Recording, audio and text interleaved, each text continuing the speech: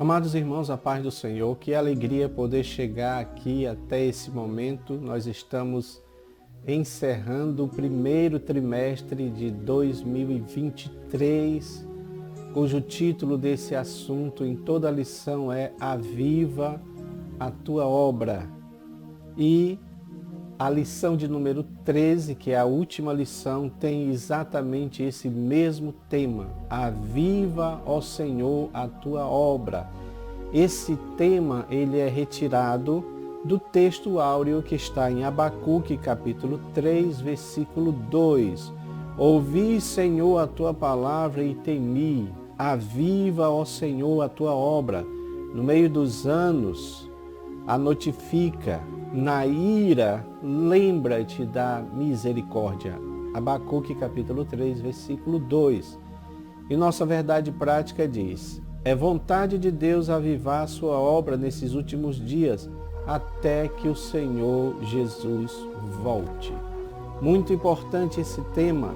Não poderia ter um outro tema mais adequado do que este, de poder falar sobre o assunto do avivamento propriamente dito. A leitura bíblica em classe está em Abacuque capítulo 3, versículo 1, 1 a 2, e depois versículo 16 a 19, que é o fechamento do livro, né? Muito importante esse tema, muito importante este assunto, e eu espero que de fato Deus possa avivar a sua igreja por meio da sua palavra. Meus irmãos, hoje eu quero fazer um pouquinho diferente. Geralmente nós mostramos o gráfico esboço. Eu vou imprimir o gráfico esboço para postar nas classes, nos grupos, né? Mas só para citar, são 3 pontos: o clamor pelo avivamento, o tópico 2, o avivamento pela palavra, e o tópico 3, avivamento, uma questão de vida ou morte, né? Sendo que todo esse esboço ele está logicamente baseado no capítulo 3 de Abacuque, que é o fechamento do livro de Abacuque, né? Meus queridos, para a gente iniciar, acho que é importante só fazer aquele lembrete que todos vocês sabem a respeito de Abacuque, né? Abacuque é um dos profetas pré-exílio, né? Deus o levanta para profetizar a respeito do que iria acontecer à nação de Israel, né? Em relação ao cativeiro babilônico, né? A investida de Babilônia contra Israel.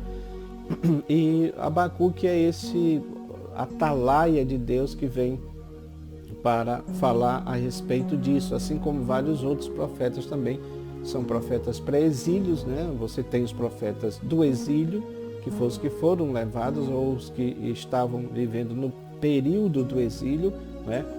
E os profetas pós-exílio. Abacuque é esse que está vindo antes do exílio. E Deus o levanta para trazer uma mensagem muito importante. É chamado um dos profetas menores, não é? Porque não pelo seu tamanho, pela sua estatura, ou porque a sua profecia não tivesse importância, mas sim porque a sua profecia é curta. Diferente de Jeremias, diferente de Isaías, que eram profecias bem densas, bem maiores, né? As profecias dele. Então, é isso que nós vamos falar a respeito do livro de Abacuque. Conforme eu disse para os irmãos, nós vamos fazer um pouquinho diferente. Nós vamos fazer uma visão panorâmica do livro de Abacuque, tá bom? E para isso, eu quero mostrar para os irmãos esse gráfico aí que você está vendo na tela, tá bom? Meus irmãos, este gráfico, ele abrange todo o livro de Abacuque, tá? Mesmo porque, como eu falei para os irmãos, não é muito grande, né? São 3 capítulos, mas ele é muito importante, tá bom? E tem alguns pontos aqui, nós vamos falar dele de maneira pormenorizada, mas esse aqui é um gráfico panorâmico. Nos slides nós vamos mostrar cada uma dessas partes, né? Então, o livro de Abacuque começa com a queixa do profeta, com as dúvidas do profeta, com os questionamentos do profeta, né?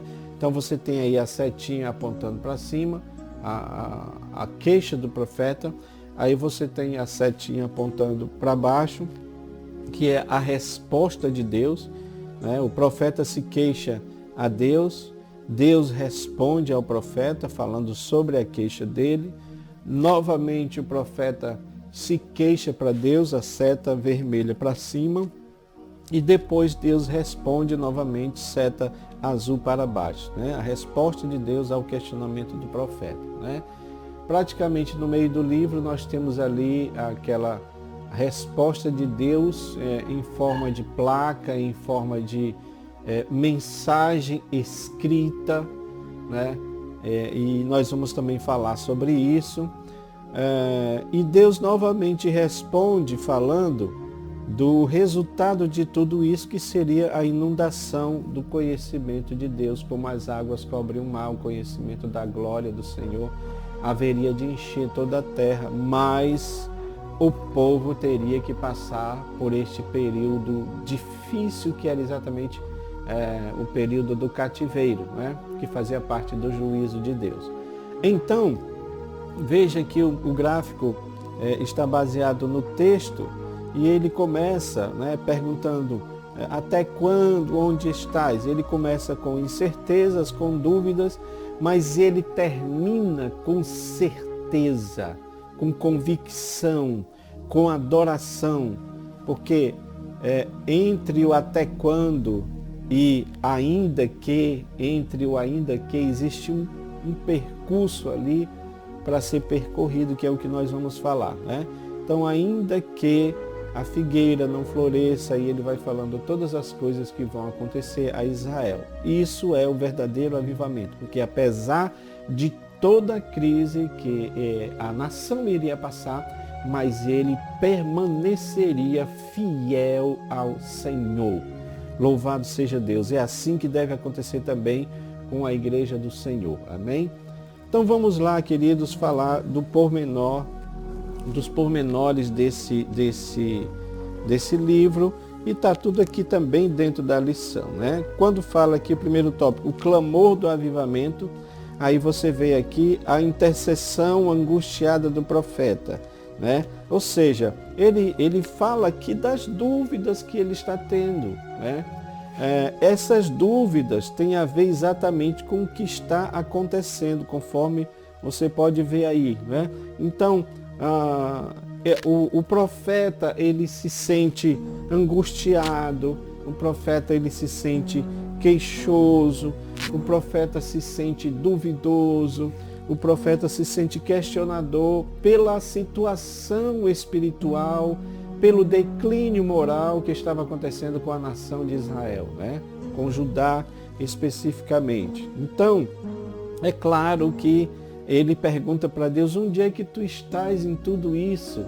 É como se Deus estivesse deixado para lá. É como se Deus não estivesse interferindo, é o que o nosso comentarista coloca aqui, como a aparente indiferença de Deus. E isso pode acontecer, sim, uma aparente indiferença. Parece que Deus não está vendo, parece que Deus não está ouvindo, parece que Deus não está presenciando, não é? É claro que isso aqui está incluído também a longanimidade de Deus, porque Deus quer que todos cheguem ao pleno conhecimento da verdade. Deus quer que todos se arrependam. É isso que Deus quer.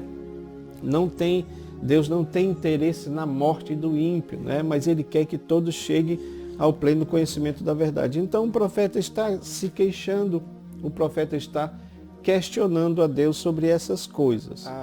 Aqui nós temos nesse segundo slide a queixa do profeta mais pormenorizada. Do que é que ele está se queixando para Deus? Ele está se queixando que não há justiça na terra. Não há justiça imperando no povo, né? Então, o que existe na terra é uma violência crescente, irmãos matando irmãos, tribos se degladiando entre si, havia muita iniquidade, ou seja, o pecado realmente estava abundante na nação, tá? Havia contenda, havia litígio, irmãos colocando outros na justiça, injustiçando outros, os mais ricos, principalmente isso acontece muito até nos dias de hoje, os mais ricos dominando sobre os mais pobres, tá? Então essa injustiça, conforme você vê aí no quarto ponto, ela acontece pela lei que estava frouxa.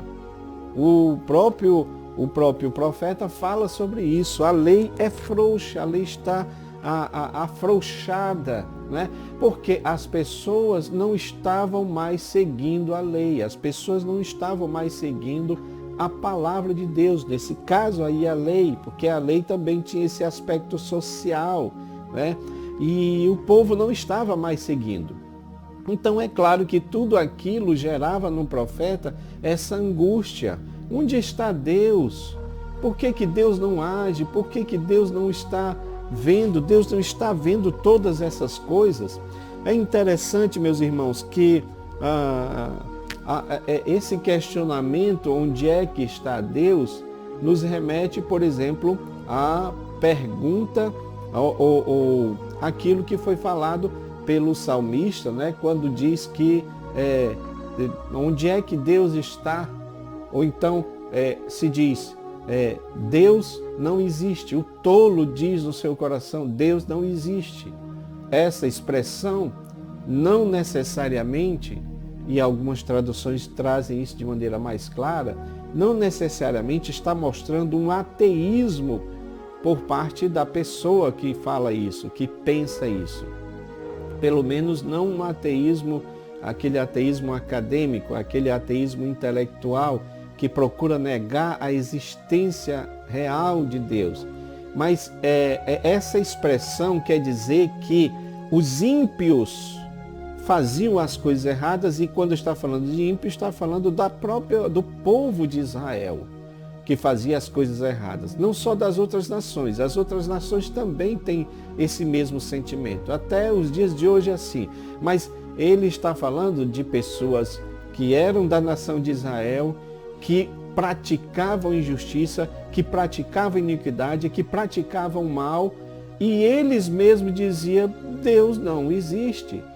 Deus não está nem aí. É uma forma de dizer o seguinte, Deus não se importa. Esse tipo de pensamento, meus irmãos, está presente também nos dias de hoje. É aquele tipo de ateísmo onde a pessoa não nega a existência de Deus, mas também diz que ele não está se importando com isso, não é? Existe até uma corrente filosófica que prega sobre isso, né? Deus criou o mundo e deixou ele aí ao léu, né? Deixou ele para se autogerir. E a gente sabe que sem lei, sem profecia, sem palavra, o povo realmente se corrompe. Então, essa corrupção é nesse sentido da pessoa fazer o que quiser fazer e colocar na mente, na cabeça, que Deus não está prestando atenção, que Deus não se importa, né? Mas a verdade é que Deus entrega os homens às suas próprias paixões. A palavra de Deus fala sobre isso. Deus entrega o homem às suas próprias paixões. Por isso que ele diz lá em Apocalipse, quem é sujo, suje-se ainda mais. Quem é injusto, faça ainda mais injustiça. Ora, Deus não está mandando o homem sujar-se. Deus não está mandando o homem praticar injustiça.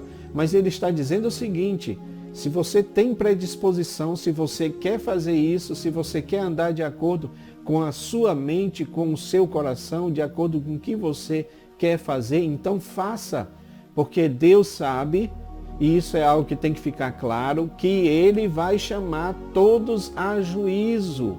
Um dos últimos versos de Eclesiastes fala sobre isso. Deus vai chamar todos a juízo. É por isso que é importante, eu vou sempre defender essa questão do livre-arbítrio, porque o livre-arbítrio é um parâmetro para Deus julgar o ser humano, não é? A pessoa, ela tem liberdade para agir como ela quiser, mas ela sabe que um dia Deus vai chamar a juízo, né? É o que vai acontecer aqui, precisamente é isso que vai acontecer aqui. O profeta está se queixando que o povo está agindo de maneira ímpia, de maneira injusta, mas Deus mostra, até mesmo, nós podemos já ir aqui para o próximo ponto, a resposta dele dizendo que Deus vai julgar o povo. Olha, Deus responde, né?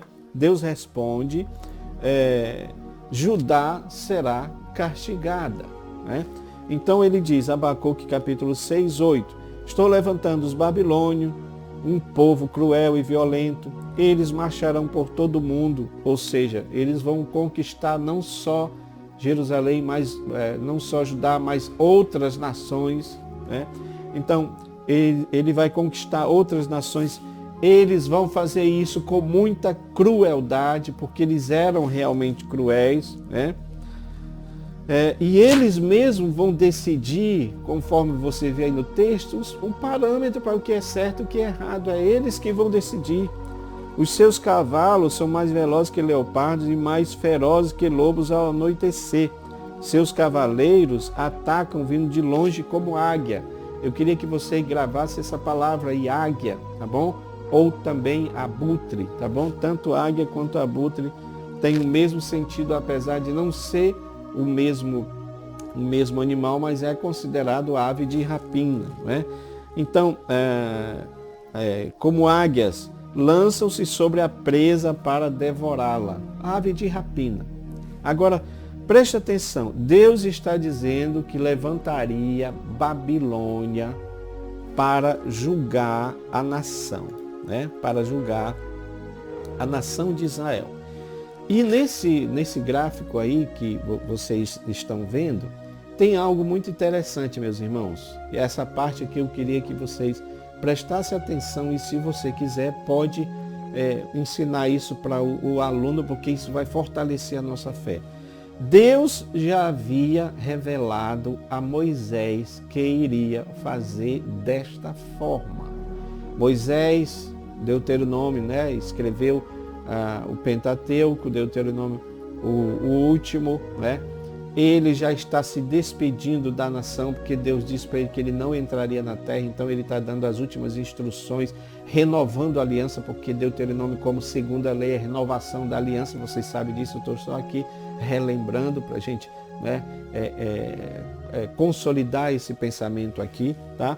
Então Deus diz claramente que puniria a nação de Israel, porque eles iriam entrar na terra, eles iriam conquistar a terra, mas eles iriam ir após o costume daquela gente, ou seja, eles iriam adorar deuses falsos. Meus irmãos, foi exatamente isto que aconteceu. Deus está punindo a nação pela idolatria deles, e nós já estudamos sobre isso, né?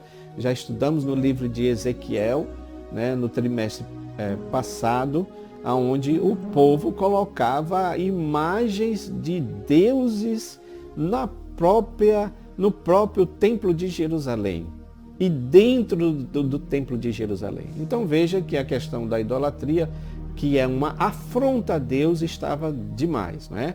Então Deus iria usar a nação. E isso foi algo que já foi profetizado. Eu quero que você olhe para esse texto e preste atenção se não tem similaridade com o que está acontecendo com o profeta, com o que Deus está dizendo para o profeta Abacuque. Deuteronômio 28, 49, 53. Olha, dos confins da terra o Senhor trará contra vocês uma nação distante, que se lançará contra vocês como um abutre.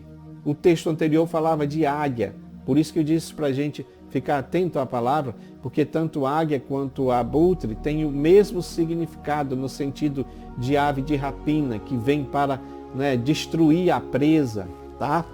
Então, é como a águia, né? E isso está falando também da velocidade da nação,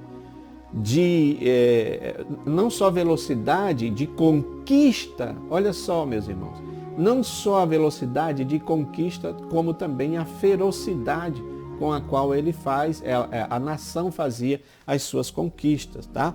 Uma nação cuja língua vocês não compreendem, porque a nação babilônica não falava, né, o hebraico, então eles não conheciam. E olha só, novamente, Deus falando dessa ferocidade da nação. Povo feroz e cruel, que não tem respeito pelos idosos, nem pena do jovem. Ou seja, eles são impiedosos, iníquos, eles eram uma nação maligna, má. O exército deles devorarão seus animais e colheitas. Aqui você tem mais ainda um paralelo com o que o próprio Abacuque fala lá no final. Nós vamos também falar sobre isso aqui, quando ele diz, ainda que não haja rebanhos, não haja bois, não haja malhadas, ele está falando que vai ser destruído pela nação. É o que Deus está dizendo aqui, irmãos.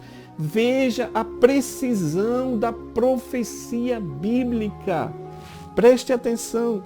Então eles devorarão seus animais e colheitas e vocês serão destruídos. Atacarão suas cidades até derrubarem todos os muros fortificados de sua terra, que era o que as nações faziam quando chegava numa cidade para conquistar, principalmente se tinha muralhas, porque as muralhas eram tidas como fortalezas. Então o que é que a nação invasora fazia? Destruía a muralha para provar que o principal, digamos assim, obstáculo foi destruído e agora eles podiam entrar e destruir toda a cidade. Tá?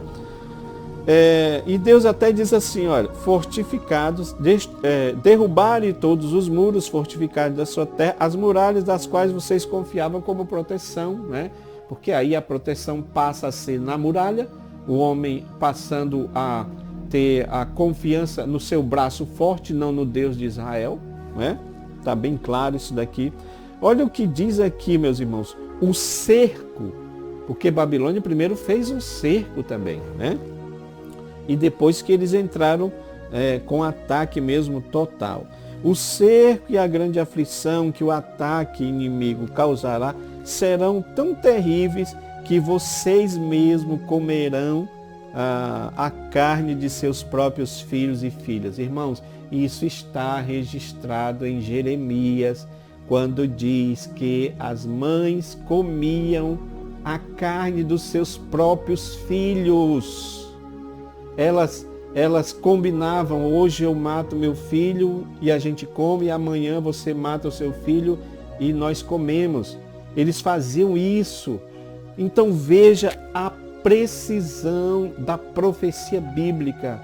Particularmente eu gosto muito da profecia bíblica porque é uma prova cabal, inerrante da palavra de Deus, de como Deus conhece o passado, o presente e o futuro. Ele anuncia o fim desde o começo. Então isso é maravilhoso. Eu penso, meus irmãos, se eu der esta aula lá na classe dos obreiros, eu vou falar sobre isso, então seria bom também você falar sobre isso, sobre essa precisão da profecia bíblica, para você entender que não foi algo que Deus fez de repente, foi algo que Deus fez porque Ele já sabia, Não vamos entrar nesse debate calvinista aí de dizer, não, Deus determinou que o povo adorasse deuses falsos. Não, Deus não determinou isso, mas Deus sabia que o povo iria se prostituir perante outros deuses. E ele já estava dizendo o que iria acontecer à nação.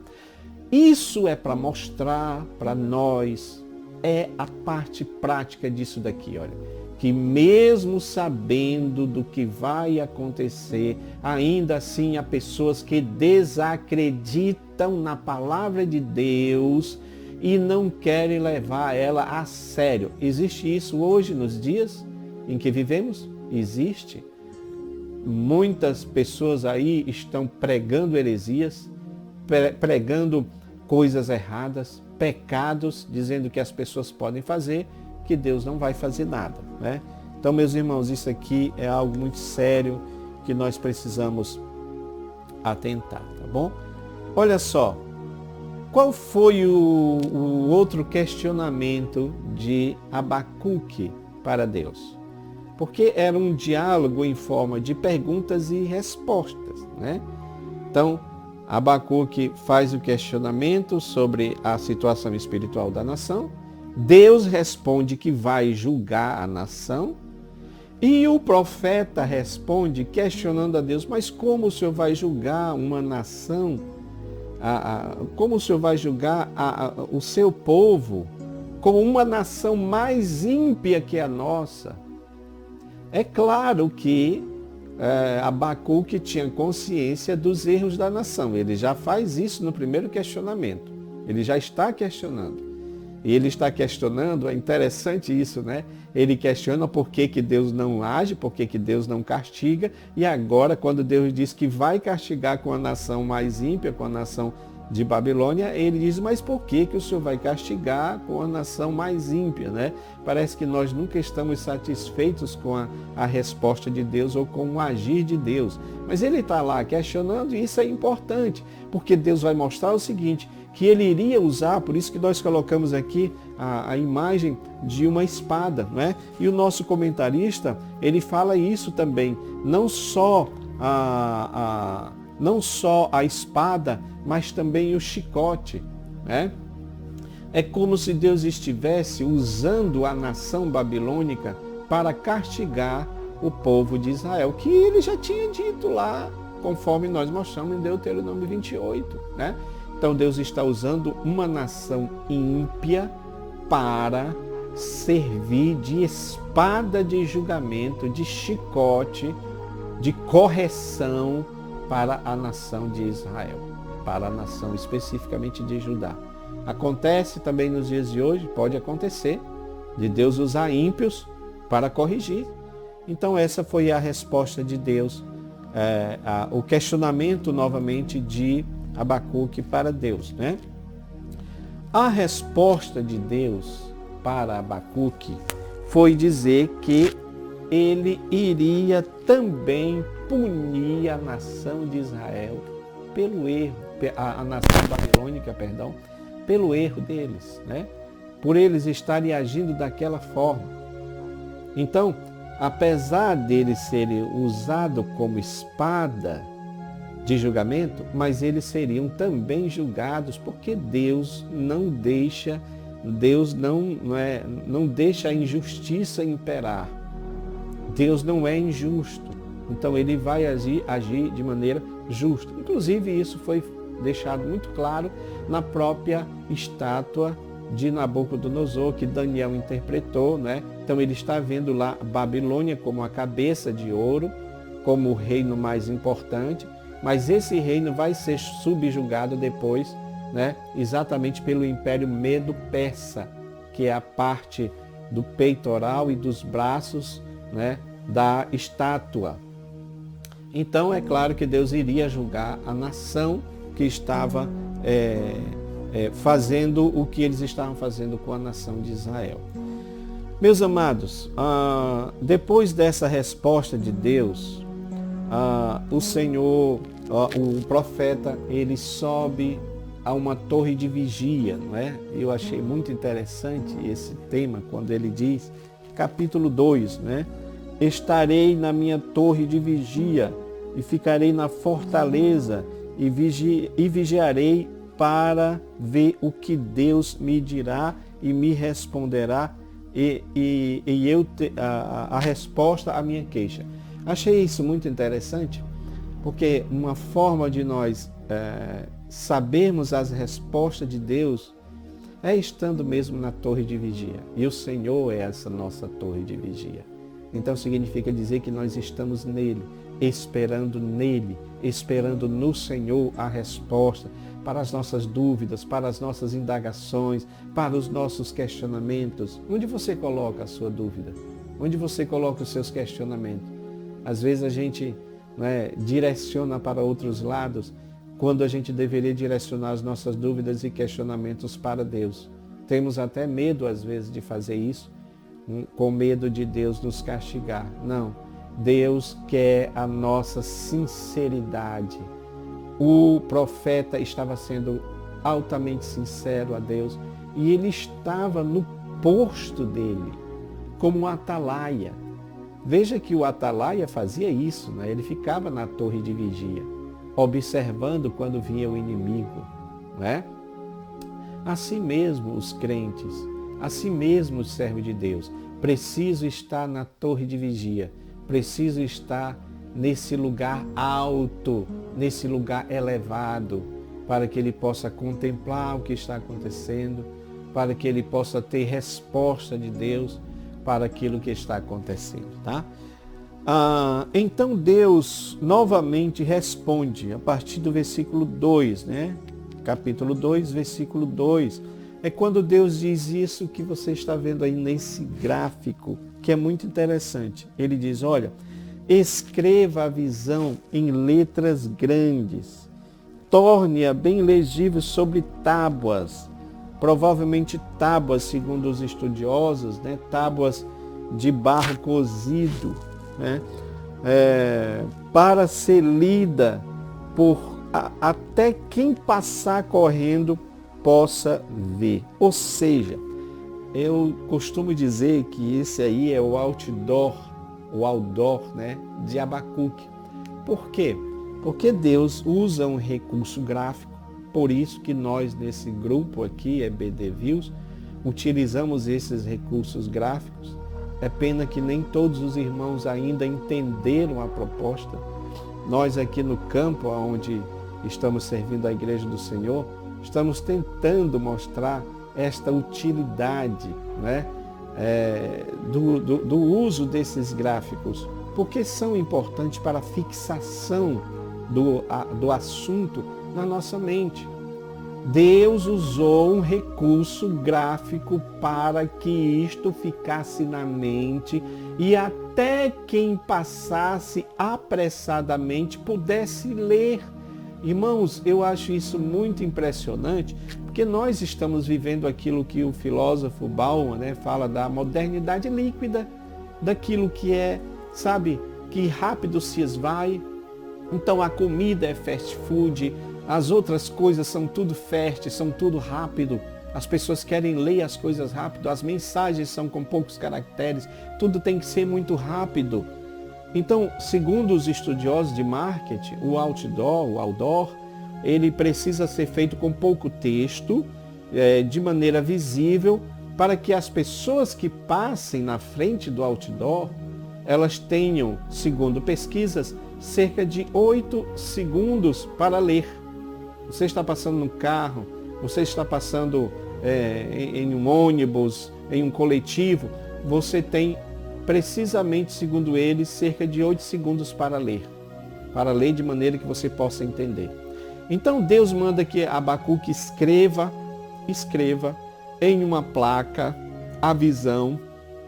Alguns estudiosos dizem, alguns comentaristas dizem que provavelmente isso seria um trecho do próprio livro, do que está escrito aqui no próprio livro, da própria mensagem que Deus transmite para Abacuque. Então, Deus manda que ele faça isso de maneira em que o povo pudesse ver, o povo pudesse contemplar, né? Dizem alguns também que isso se refere aos arautos, aqueles arautos que levavam as mensagens, né? Então, provavelmente havia aí essa placa, ela provavelmente seria ambulante, né? A mensagem sendo levada para todos os lugares, todas as ruas, para que as pessoas pudessem ver, né?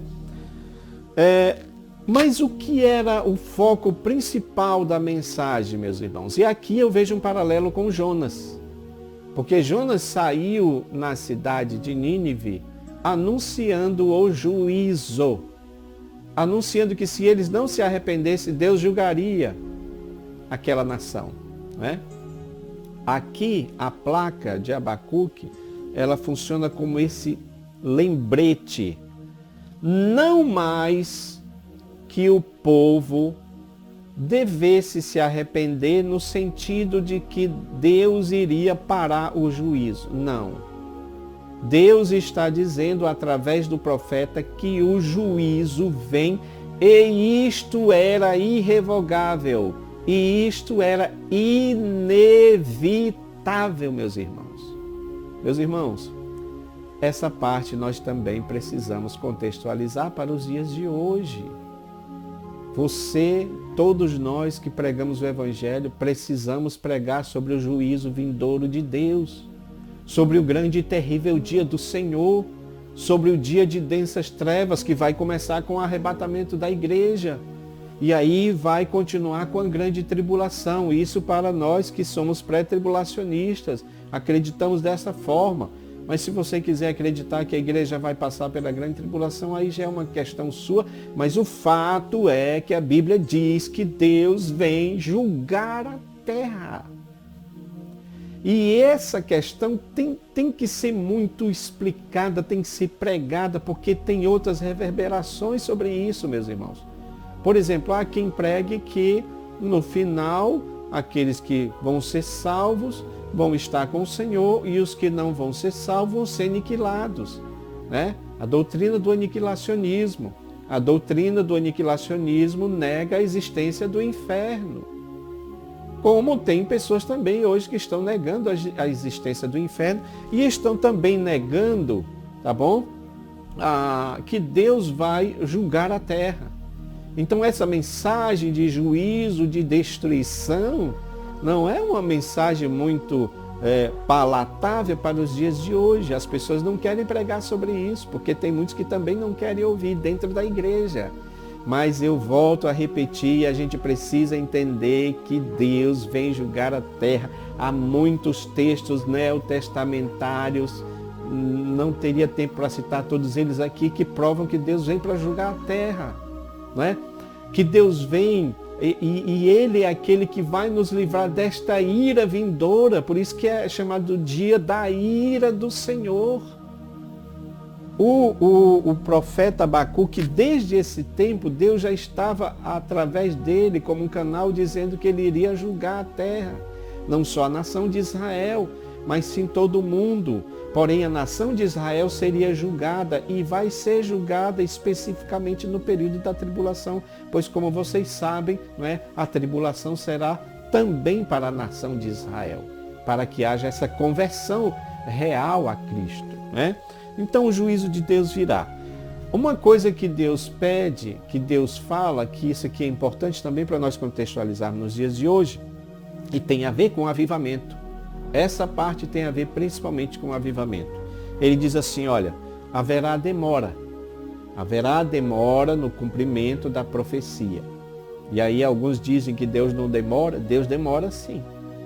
Deus demora porque Ele não precisa fazer as coisas no seu tempo. Deus demora porque Ele faz aquilo quando Ele quer, como Ele quer, na hora que Ele quer. Mas Ele diz que haverá sim cumprimento, né? Porém, Ele diz que deve haver uma espera paciente. Ou seja, Abacuque e todos os que ouvirem a mensagem, seja paciente. Vai demorar.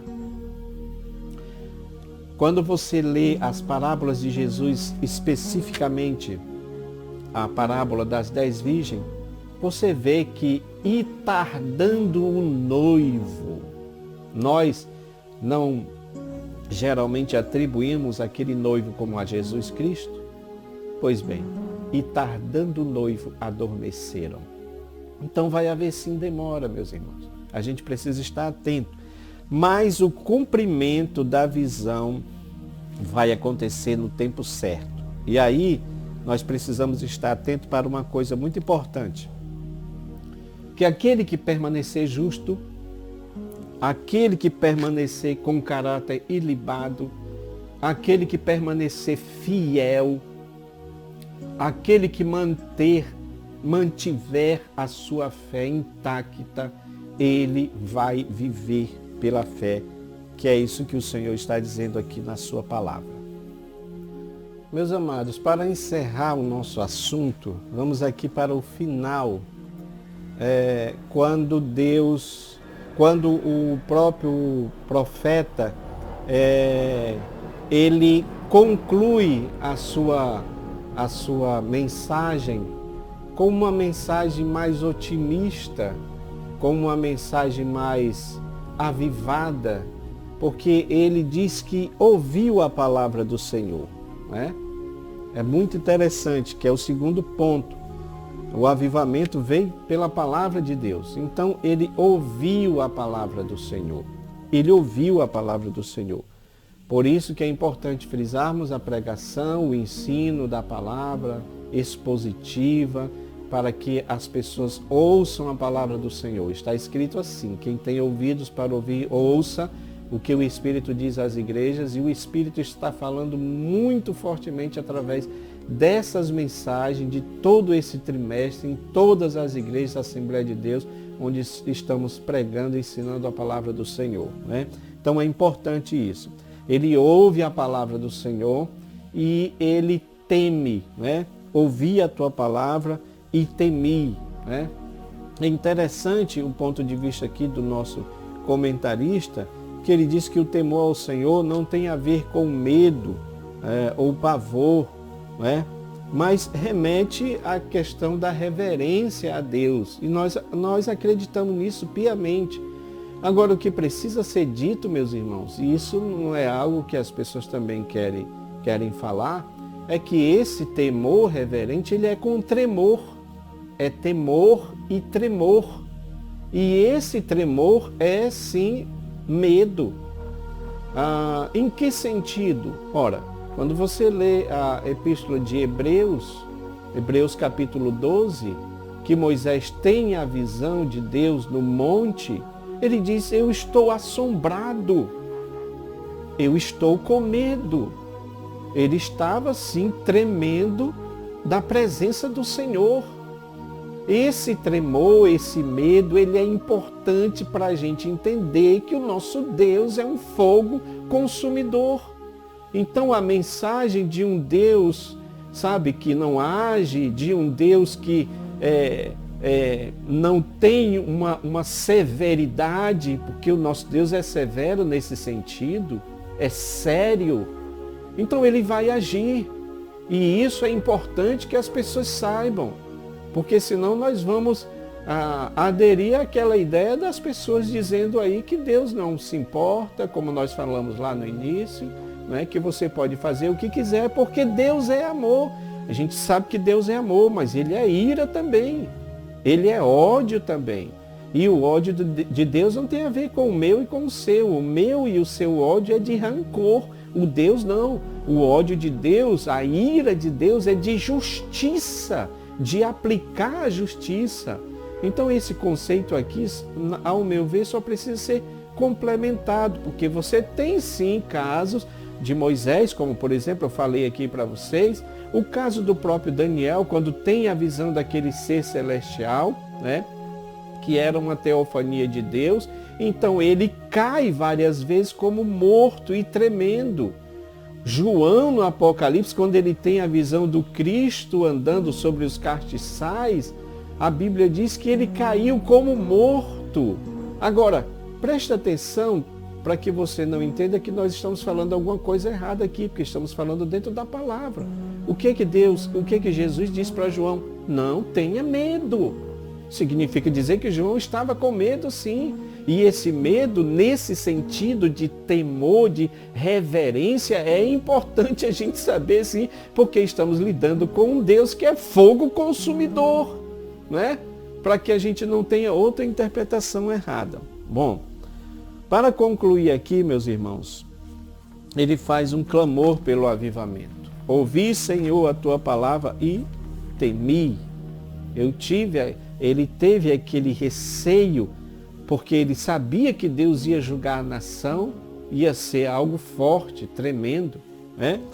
Mas ele ora a Deus, mesmo assim, que aí é que é o terceiro ponto que fala sobre esse avivamento, uma questão de vida ou morte. Ele clama pela misericórdia de Deus. Só que antes de clamar pela misericórdia do Senhor, tem aqui alguns pontos que ele fala. Por exemplo, ele tem certeza que haverá danos físicos para a nação. Isso é uma lógica. Você tem uma nação poderosa, forte, toda paramentada, não é? Seus exércitos fortes, a palavra de Deus falou, como uma águia que vem para devorar. Então eles iam para destruir tudo mesmo. Então haveria perdas sim. Aí ele está dizendo o seguinte: mesmo que a figueira não floresça, mesmo que não haja fruto na videira, mesmo que os campos não tenham alimentos, porque aqui também, além da destruição que a própria Babilônia iria fazer na questão, né, da plantação, da produção agrícola de Israel, é claro que tem também Deus cerrando os céus, fechando os céus para que não chova, para que não haja produção, né?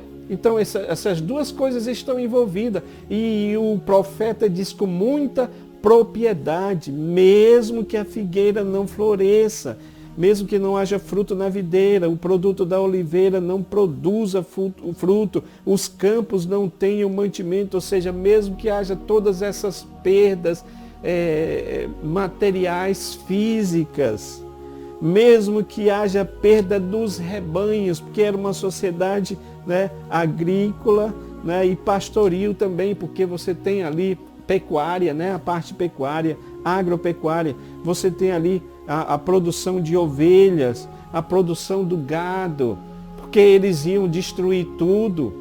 Então, ele está dizendo que mesmo que não tenha uma produção agrícola, mesmo que a produção pecuária seja destruída, mas ainda assim ele se alegraria no Senhor, ele exultaria no Deus da sua salvação, porque ele era aquele Deus que iria elevá-lo às alturas, ou seja, ele iria andar apesar da destruição, mas ele iria andar acima da destruição, porque Deus iria elevá-lo, né?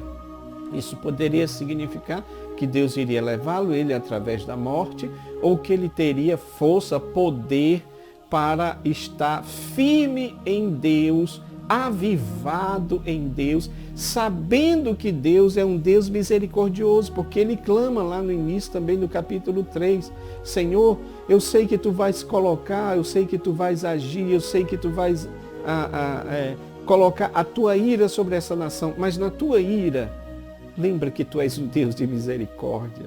Isso é maravilhoso, né? Ele apelando assim para a misericórdia de Deus. Misericórdia, irmãos, a palavra misericórdia, né, é sentir a miséria do coração. Misericórdia, lá do latim, sentir a miséria do coração. É como se ele estivesse dizendo: Senhor, eu sei que tu vais, eu vou usar uma expressão mais comum dos nossos dias, tá, irmãos? Eu sei que tu vais pegar pesado com a nação, porque é a ira de Deus sendo colocada sobre a nação. Mas tenha misericórdia. Pegue um pouquinho leve também, principalmente com aqueles que são fiéis, porque tem fiéis, havia sim fiéis, né, na nação que não se corromperam. Deus é um Deus de misericórdia. A palavra de Deus diz, está escrito aqui, né, que as misericórdias do Senhor é a causa de nós não sermos consumidos, destruídos. Glória a Deus pela misericórdia do Senhor. Quantas vezes eu e você agimos de maneira errada para com Deus, mas Ele usou de misericórdia para conosco. Meus irmãos, encerramos o trimestre e eu peço muito a Deus que Deus nos dê graça, Deus nos dê força para que essa palavra fique dentro do nosso coração, que a gente permaneça avivados até a volta do Senhor. Que Deus nos abençoe, que Deus nos dê um encerramento de trimestre abençoado na casa do Senhor, adorando ao Senhor, avivados na presença do Senhor. Aviva, Senhor, a tua obra. Amém.